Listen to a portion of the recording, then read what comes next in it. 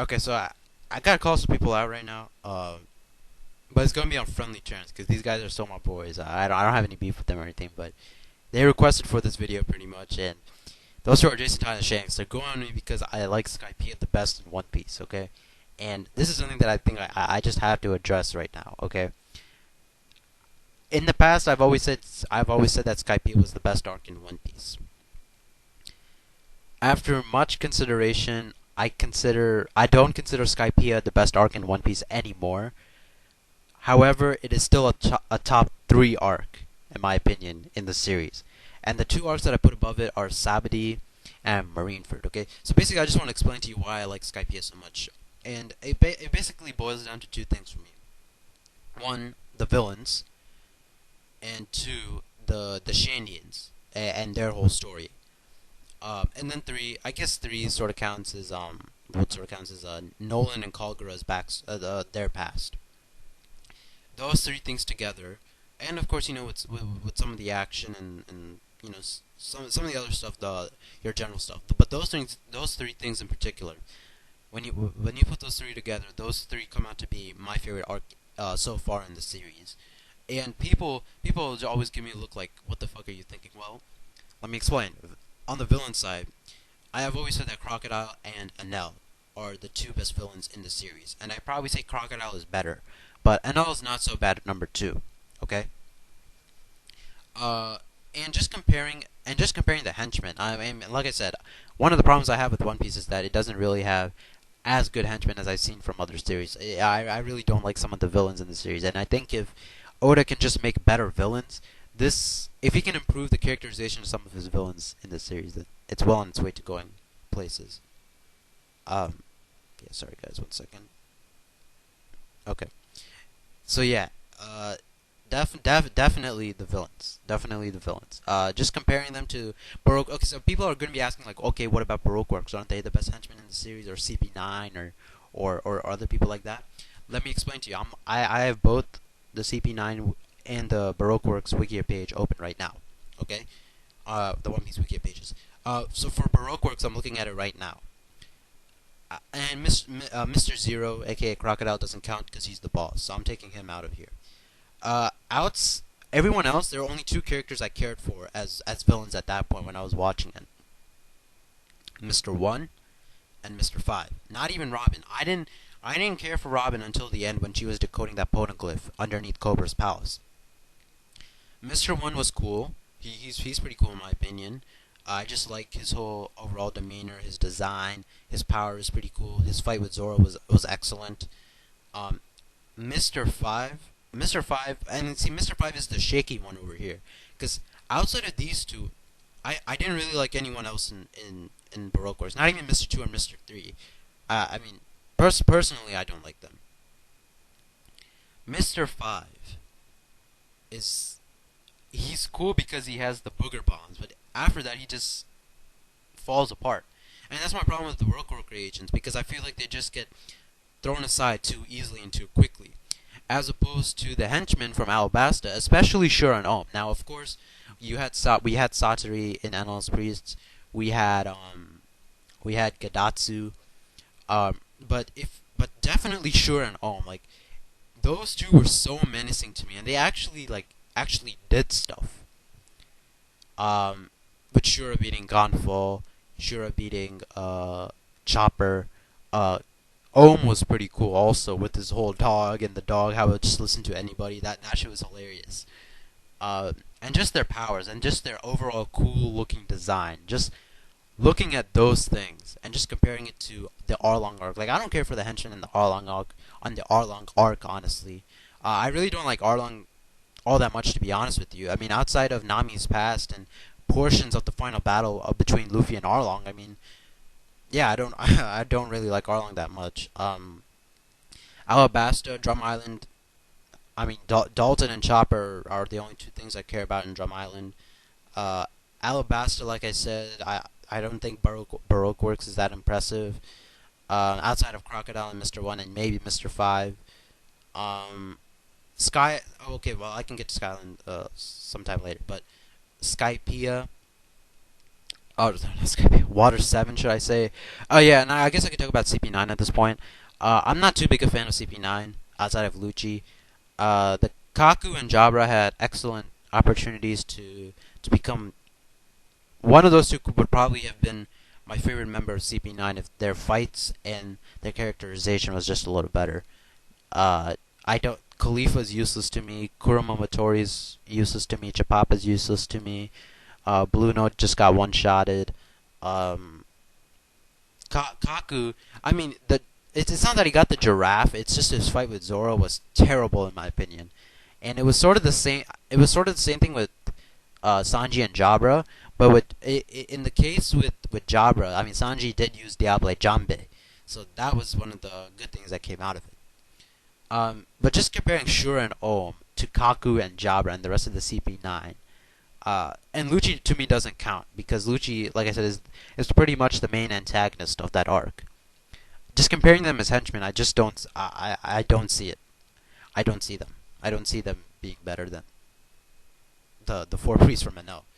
Um, Thriller Bark, I mean, Ryuma in the end. Ryuma, maybe Oz, and then the ending of the arc is the only things I really cared for. Perona, no. Absalom, no. Who's the other guy? Fucking Hogback, no. I, no, I mean, no good henchmen in Thriller Bark that were just better than Skypiea's. And then the Summit War arc, now, like I said, Summit War Saga, should I say. Like I said over here, it's Sabati and Marineford. I would probably say that the henchmen and the villains that were introduced at that point were probably better. Well, at least on Marineford's side, probably not. At least for me, probably not Sabati. Because I can say the characters in those two arcs are better than the ones introduced in Skypiea. But as far as the villains go, I mean, especially if we look at Sabati, I mean Kizaru, but Kiz is Kizaru really a henchman? Can you really call him a henchman? I don't think he is. I mean he is just the guy. It's weird because Kizaru he's a neutral party. The Marines are a neutral party. The true villains of the series are people like Blackbeard and people like that. You know what I mean? I can't really consider him a henchman because a henchman is like someone who is doing it for villainous purposes. I could call Kizaru a subordinate, um, but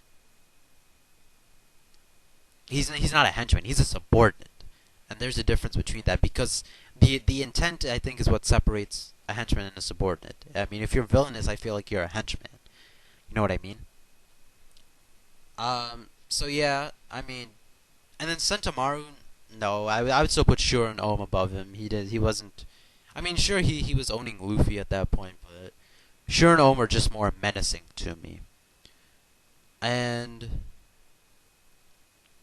yeah, I mean, that's pretty much it. I mean, Marineford, like I said, they're still a neutral party. You know what I mean? It's just they're not good, but they're not evil either. It's hard to say. And just comparing Shura and Ohm to those people, and then I don't think I need to go into New World with Hody Jones and Virgo and some of the people we've seen so far in Dressrosa. Like Shura and Ohm are just so good as Engine because they were just so menacing, and I don't get that feeling from some of the other villains in this series. And let me go into the Shandians and Wiper and Calgara now. I would take Calgara over half of the characters, probably 75% of the characters that were introduced after Skypiea. I would take him over some of the supernovas. I would take Calgara, and if you guys don't remember, because people say he's irrelevant, which he sort of is, but he's still a better character, at least in my opinion, than most of the characters that we've seen so far. Take Calgara over some of the supernovas like Yurigi. I would take him over Jewelry Bonnie, Scratchman Apu, Capone Beige, Killer. I would take him over definitely most of the Marines, outside of the admirals.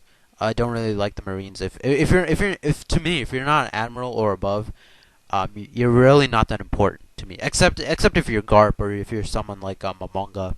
I just don't really care for the Marines. I think they're pretty horrible. outside of the admirals, and Garp and and Sengoku and some of the other ones. But just comparing Calgara and especially his relationship with Norland, and just see comparing that to anything within Thriller Bark, Ennis Lobby, and Alabasta, I don't see a relationship really that strong. I mean, of course, you have your Luffy and your Usopp, your Nico Robin and your crew, and maybe Vivi and the Straw Hat crew, but Calgara and Norland, that bromance is just one of the best parts of Skypiea to me. I've never there's no character that can really do what Calgara has done for me. No homo. Just how good he is, and just how inspiring, and just how awesome a character he is. Don't really see that. And then, like I said, Shandians. I mean, freaking Wiper. He's the fucking man. This guy took a fire thing to his shoulder and beat Shura just like that. And I would take Wiper over 75% of the characters that were introduced after Skypiea. Yeah, I really would. Just looking at the Shandians as like a third party, and comparing them to some of the other characters that especially appear in Thriller Bark and the Supernovas. Like I said, outside of Law, Kid, Luffy, and Zoro, Kamakiri, Wiper, Norland, Calgara, and I guess the guy with the rollerblades, I forget his name. I would say that the Shandians are better than Supernovas as a whole. And that might be controversial to some of you people, but I don't care. Like, Wiper, Calgara, Norland, those three. And then Kamakiri was cool. Too good. But, I'm not going to say they're better than the Shichibukai. No way. But, yeah. I mean, like I said, I just feel like those combination characters in Skypiea were just so good compared to what we saw in the later arcs. I don't know. I mean, of course, I can talk about the plot. Yeah, it's a little slow paced, definitely. But we also got things of like the past between Calgara and Norland, which I thought was excellent.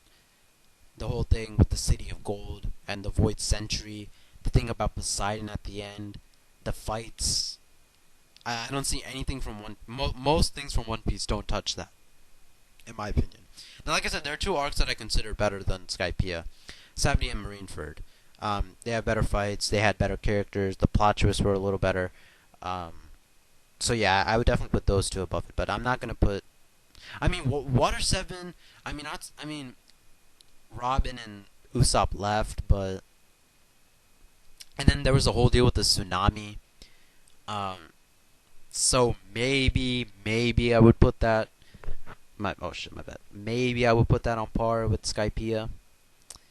Yeah, I think I'd probably put it on par with Skypiea because Skypiea just had so many good fights for me, and just too many good characters at that point, and not too many good characters were introduced in Water 7 as opposed to the Shandians and some of Enel's priests, in my opinion, and Enel himself. So, but yeah, that's pretty much it. Skypiea for the win. Fuck the haters. Jason Todd Shanks, we got your video. I expect comments from this. I just want to see what you guys think. Maybe I've opened. Maybe when I've talked about it like this, I've opened some people's eyes, or I've made people more aware of Skypiea. Oh, and yeah, I didn't even talk about like Bellamy and Norland's grandson and all that shit, and Blackbeard, of course, Blackbeard. You know what I mean?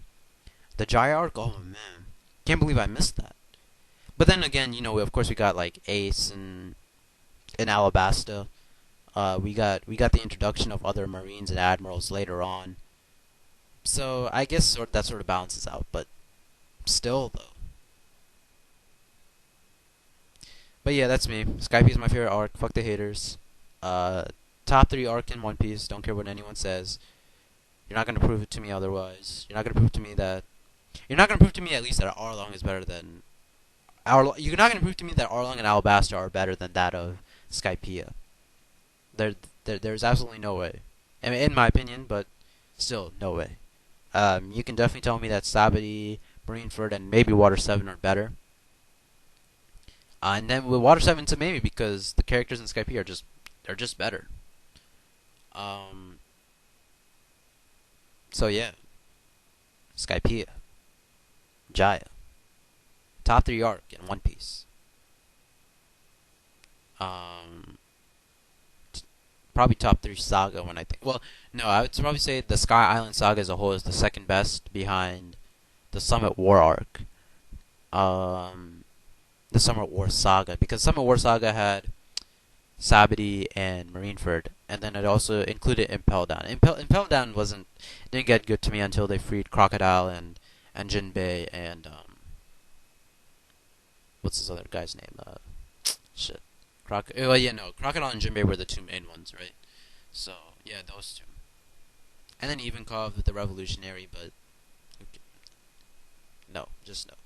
Shandians, a Wiper for the win, Calgara for the win. Norland, let's go. Kamakiri, Shura, Ohm, Enel. Fuck what people say, man. Skypiea. Yeah. Skypiea, bitch.